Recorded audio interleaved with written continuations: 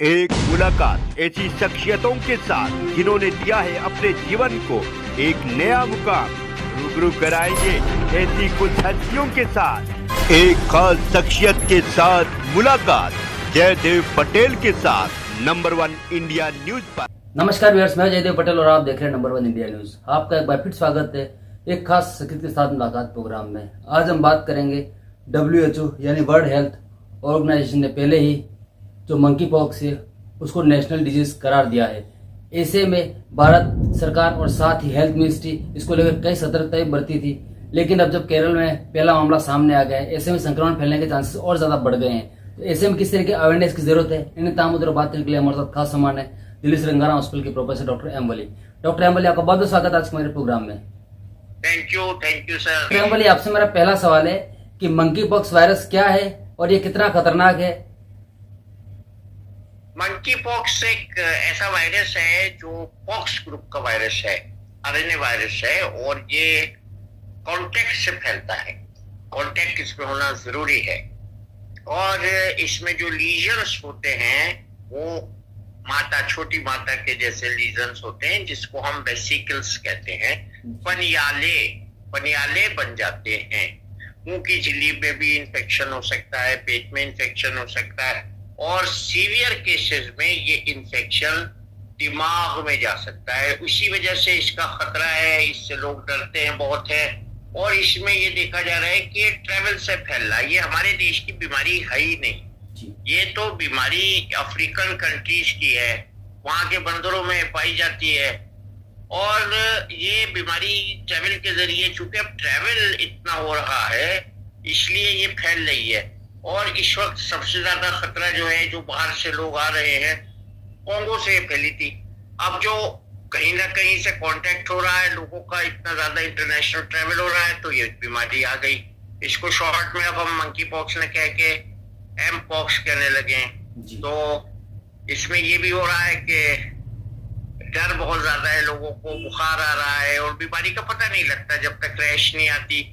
और WHO ने इसको पब्लिक हेल्थ इमरजेंसी जो घोषित कर दिया, इससे और लोगों में डर बैठ गया, और जितने लोगों को ये पता चल गया वो और डर गए। तो अभी अब ये पता नहीं क्या इत्तेफाक है कि हर बीमारी ऐसी पहले केरला में आती है, और केरला शायद वाइडली कनेक्टेड है पूरे विश्व से, इसलिए आती है, और लोग इसमें जो है वो परेशान हो जाते हैं। भारत सरकार ने जब इसका पहला ही केस बाहर रिपोर्ट हुआ था, इंडिया में नहीं रिपोर्ट हुआ था, उसी समय एयरपोर्ट्स पर स्क्रीनिंग शुरू कर दी थी, और वो स्क्रीनिंग जारी है जी। और डिक्लेरेशन लिया जा रहा है पैसेंजर से, तो सबको इसमें साथ देना है। और केरला में जो हुआ है फर्स्ट केस हुआ है इसका, और वो मंकी पॉक्स का पहला केस करंट आउटब्रेक की शुरुआत करता है जी। डॉक्टर एम बोले, जिस तरीके से केरल में जो पहला व्यक्ति जो इससे इम्पैक्ट हुआ है मंकी पॉक्स से, कहीं न कहीं उसकी ट्रेवल एक हिस्ट्री थी, वो UAE से आया था, उसके बाद कहीं उसकी चपेट में आया था। ऐसे में क्या अब भारत में इसके संक्रमण बढ़ने के चांसेस बढ़ गए हैं? केरल में जो पहला केस आया उसको देखते हुए वो आइसोलेट करना चाहिए, फौरन आइसोलेट किया गया होगा। ये 1B स्ट्रेन जो आ रहा है ना इस बार, ये 1B स्ट्रेन आ रहा है, पहले 1-2 थे जी। अभी जो 1B स्ट्रेन आ रहा है ये ज्यादा संक्रामक है, हाईली ट्रांसमिसिबल है, और अफ्रीका में जो इसका आउटब्रेक हुआ था उससे इसको लिंक किया गया है। और 38 साल का ये जो केरला का आदमी है, ये दुबई से होता हुआ है, तो जैसे कि आपने सही बताया US भी गया है, तो ये दुबई से होता हुआ है। तो ये इतना ज्यादा, दुबई तो एक ऐसी डेस्टिनेशन है, वहां रोज जाने कितनी कंट्रीज के जहाज उतरते हैं, तो ये इसके बारे में देखना पड़ेगा, सावधान रहना पड़ेगा, सतर्क रहना पड़ेगा, और ये वायरल इलनेस है, ये हमने आपको भी बता दिया जी। डॉक्टर एम वली, मंकी पॉक्स को लेकर जो कहा जाता है, इसमें सिम्टम्स की अगर हम बात करें तो किस तरह के सिम्टम्स होते हैं, और इसमें किसी इंसान को मंकी पॉक्स हो गया है, इसको जस्टिफाई करने के लिए किस तरीके के उसको रिपोर्ट्स करवाने की जरूरत है? क्या रिपोर्ट्स नॉर्मल होते हैं या फिर कुछ चेंजेस भी हैं इसमें?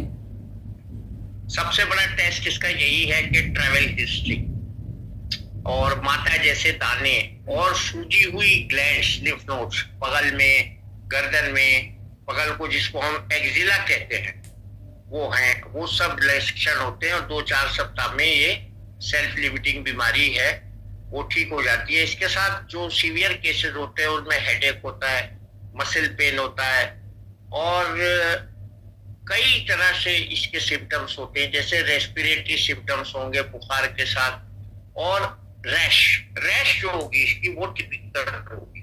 वो हमको याद है अच्छी तरह से, जब हमें चेचक का टीका लगता था स्कूल में तो कुछ लोगों का टीका फूल जाता था जी। और उसमें एक अजीब सा गोला बनता था और उस गोले के बीच में खुरन होता था। उसी टाइप की रैश इसकी होती है और ये पूरे शरीर में कहीं भी होती है, कहीं भी हो सकती है जी। और जो लोग कमजोर हैं, जो बच्चे मेल नरिश्ड हैं, उनके लिए ये बहुत बड़ा खतरा है। बुखार, सर दर्द, मांसपेशियों में दर्द, कपकपी, फफोलेदार दाने, सूजी हुई लिम्फ नोड, 5 से 21 दिन के बाद सेल्फ लिमिटिंग इसका होना, और मंकी वायरस का डायग्नोसिस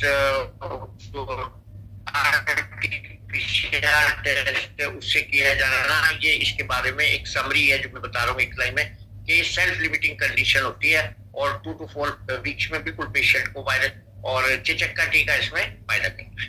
जी ट्रेमले, आपसे मेरा एक आखिरी सवाल है कि मंकी पॉक्स वायरस को लेकर किस तरीके के प्रिकॉशन लेने की जरूरत है, और साथ ही अगर कोई इससे इम्पैक्ट हो जाता है तो कितने दिन इसको आइसोलेशन में रहने की जरूरत है? सबसे बड़ा इसमें आइसोलेशन है, वही इसकी प्रिकॉशन है, और इसका कोई टीका जनरली यूनिवर्सली रिकमेंड नहीं किया गया अभी तक। बस ये है कि आप जब भी ट्रैवल करें, एयर ट्रैवल में मास्क लगाएं, और हैंड हाइजीन का इसमें बहुत इंपॉर्टेंट रोल है क्योंकि टच से होता है इसका संक्रमण। और मास्क लगाएं, सैनिटाइज करें हाथों को और उचित दूरी बनाए रखें, बस यही है। और बुखार वाले जो मरीज हैं उनको बहुत सावधान होकर ट्रैवल करना चाहिए। देखिए आजकल जो ट्रैवल करते हैं ना लोग, वो देखते ही नहीं है कि हमको बुखार आ रहा है या खाज आ रही है शरीर में या हमारा गला खराब है। इतना ज्यादा ट्रैवल हो गया है, बेतुका है उसको मैं कहूंगा, हर आदमी भाई ये ट्रैवल कर रहा है, उससे ये सब बीमारियां फैल रही हैं। और जिसको खांसी वांसी आ रही है, ऐसा कोई आपको सिक लग रहा है ना पेशेंट, तो आप जहाज में अपनी सीट चेंज करा दीजिए, यही कर सकते हैं। यही सावधानी है, यही प्रिकॉशन है, और मास्क लगा के जाइए जहाज में, और हाँ भीड़ भाड़ वाले इलाकों में भी मास्क लगा के जाइए। डॉक्टर ट्रेमले, आपने हमारे लिए समय निकाला और महत्वपूर्ण जानकारी हमारे साथ साझा करी, उसके लिए आपको बहुत बहुत धन्यवाद। Thank you.